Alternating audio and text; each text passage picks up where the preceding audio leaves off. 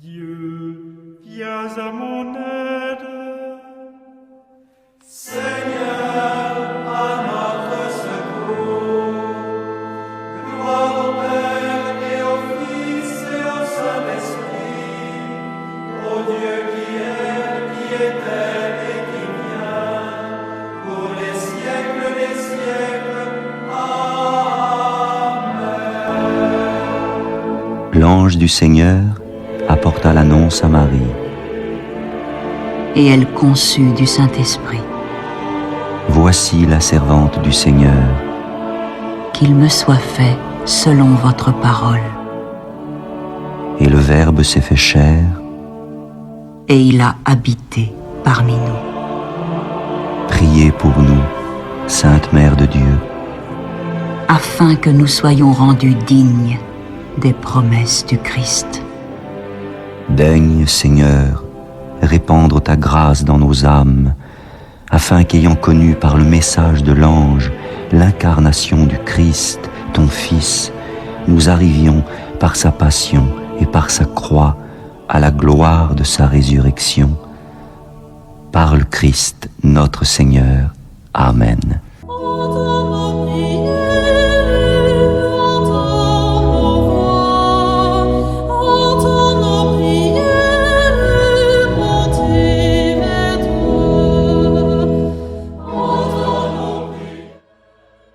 Seigneur, dans le silence de ce jour naissant, je viens te demander la paix, la sagesse, la force. Je veux regarder aujourd'hui le monde avec des yeux tout remplis d'amour, être patient, compréhensif, doux et sage, voir au-delà des apparences tes enfants, comme tu les vois toi-même, et ainsi ne voir que le bien en chacun.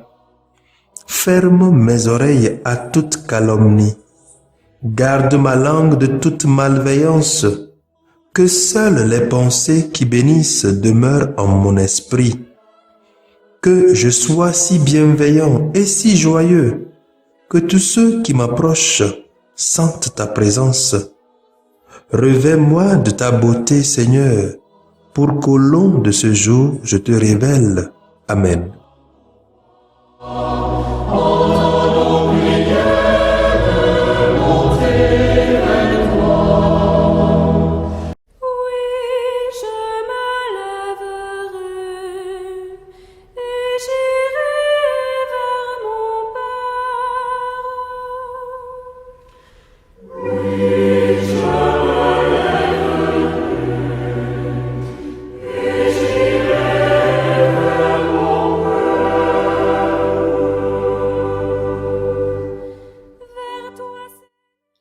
Les textes de ce jour nous sont lus par sœur Diane Audrey-Raymond de l'Institut des Sœurs de Notre-Dame des Apôtres et le diacre Mathias Etche de la Société des Missions Africaines, commenté par le Père Pierre-Paul Anani de la Société des Missions Africaines.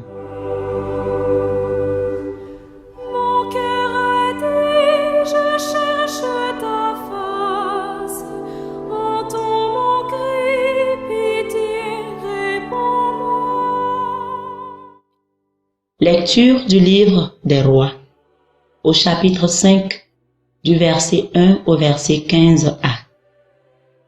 En ces jours-là, Naaman, général de l'armée du roi d'Aram, était un homme de grande valeur et hautement estimé par son maître, car c'est par lui que le Seigneur avait donné la victoire au royaume d'Aram. Or, ce vaillant guerrier était lépreux. Des Araméens, au cours d'une expédition en terre d'Israël, avaient fait prisonnière une fillette qui fut mise au service de la femme de Naaman. Elle dit à sa maîtresse, « Ah, si mon maître s'adressait au prophète qui est à Samarie, celui-ci le délivrerait de sa lèpre. » Naaman alla auprès du roi et lui dit, « Voilà ce que la jeune fille d'Israël a déclaré. Le roi d'Aram lui répondit, « Va, mets-toi en route. J'envoie une lettre au roi d'Israël. » Naaman partit donc. Il emportait 10 lingots d'argent, 6 000 pièces d'or et 10 vêtements de fête. Il remit la lettre au roi d'Israël. Celle-ci portait: En même temps que te parvient cette lettre, je t'envoie Naaman mon serviteur pour que tu le délivres de sa lèpre. Quand le roi d'Israël lut ce message, il déchira ses vêtements et s'écria: Est-ce que je suis Dieu, maître de la vie et de la mort? Ce roi m'envoie un homme pour que je le délivre de sa lèpre. Vous le voyez bien, c'est une provocation.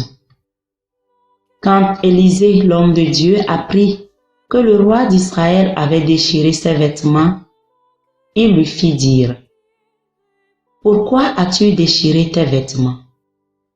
Que cet homme vienne à moi, et il saura qu'il y a un prophète en Israël. Naaman arriva avec ses chevaux et son char, et s'arrêta à la porte de la maison d'Élisée. Élisée envoya un messager lui dire: Va te baigner 7 fois dans le Jourdain, et ta chair redeviendra nette, tu seras purifié.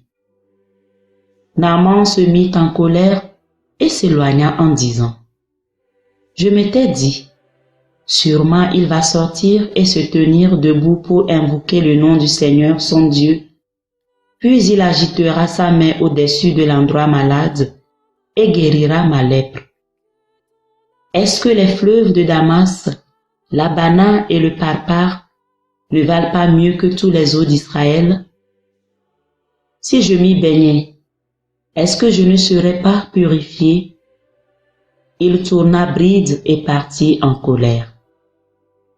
Mais ses serviteurs s'approchèrent pour lui dire: Père, si le prophète t'avait ordonné quelque chose de difficile, tu l'aurais fait, n'est-ce pas? Combien plus lorsqu'il te dit: Baigne-toi et tu seras purifié. Il descendit jusqu'au Jourdain et s'y plongea 7 fois pour obéir à la parole de l'homme de Dieu. Alors, sa chair redevint semblable à celle d'un petit enfant. Il était purifié. Il retourna chez l'homme de Dieu avec toute son escorte. Il entra, se présenta devant lui et déclara: Désormais je le sais, il n'y a pas d'autre Dieu sur toute la terre que celui d'Israël. Parole du Seigneur, nous rendons grâce à Dieu.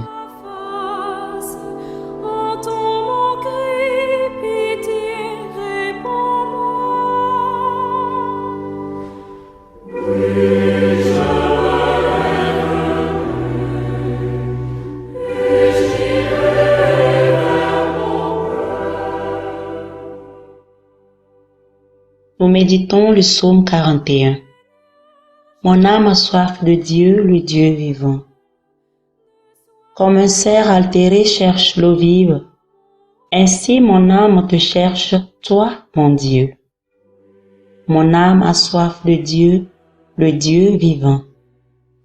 Mon âme a soif de Dieu, le Dieu vivant. Quand pourrai-je m'avancer paraître face à Dieu? Mon âme a soif de Dieu, le Dieu vivant. Envoie ta lumière et ta vérité, qu'elle guide mes pas et me conduise à ta montagne sainte, jusqu'en ta demeure. Mon âme a soif de Dieu, le Dieu vivant. J'avancerai jusqu'à l'autel de Dieu, vers Dieu qui est toute ma joie. Je te rendrai grâce avec ma harpe, Dieu mon Dieu. Mon âme a soif de Dieu, le Dieu vivant. Gloire au Christ, sagesse éternelle du Dieu vivant. Gloire à toi, Seigneur. J'espère le Seigneur et j'attends sa parole.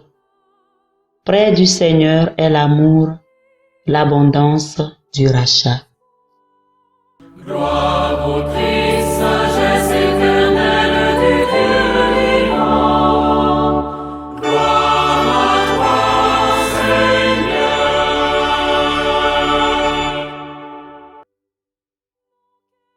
Le Seigneur soit avec vous. Évangile de Jésus-Christ selon saint Luc, chapitre 4, versets 24 à 30. Dans la synagogue de Nazareth, Jésus déclara: Amen, je vous le dis. Aucun prophète ne trouve un accueil favorable dans son pays. En vérité, je vous le dis. Au temps du prophète Élie, lorsque pendant 3 ans et demi le ciel retint la pluie et qu'une grande famine se produisit sur toute la terre, il y avait beaucoup de veuves en Israël. Pourtant, Élie ne fut envoyé vers aucune d'entre elles, mais bien dans la ville de Sarepta au pays de Sidon, chez une veuve étrangère. Au temps du prophète Élisée, il y avait beaucoup de lépreux en Israël, et aucun d'eux n'a été purifié, mais bien Naaman le Syrien. À ces mots dans la synagogue, tous devinrent furieux. Ils se levèrent, poussèrent Jésus hors de la ville et le menèrent jusqu'à un escarpement de la colline où leur ville est construite, pour le précipiter en bas. Mais lui, passant au milieu d'eux, allait son chemin. Acclamons la parole de Dieu.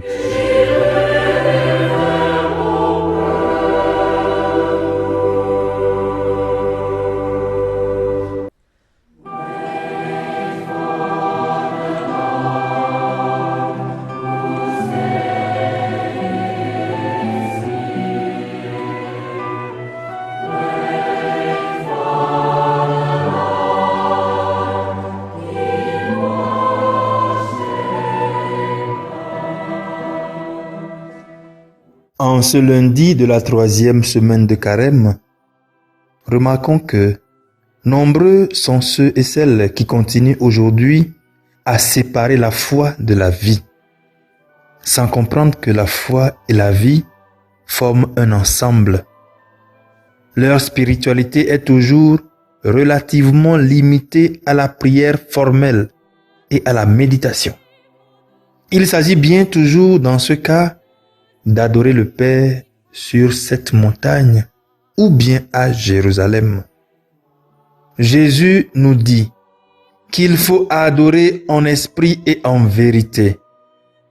Saint Paul reprend autrement la même idée. Quoi que vous fassiez, faites tout pour la gloire de Dieu. 1 Corinthiens 10, verset 31. La grâce de Dieu nous trouve et nous exhorte partout où nous sommes.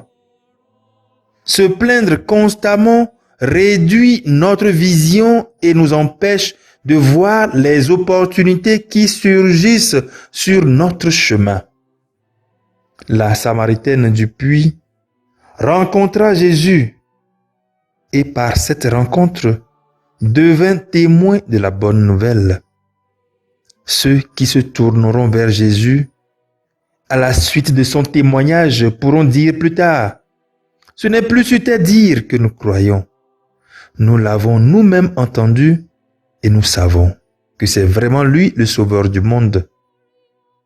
Que notre rencontre avec Jésus, au puits de l'Écriture sainte et au puits de l'Eucharistie, soit aussi enrichissante que celle de la Samaritaine, afin que nous aussi, nous soyons porteurs de la bonne nouvelle par nos actes et nos paroles.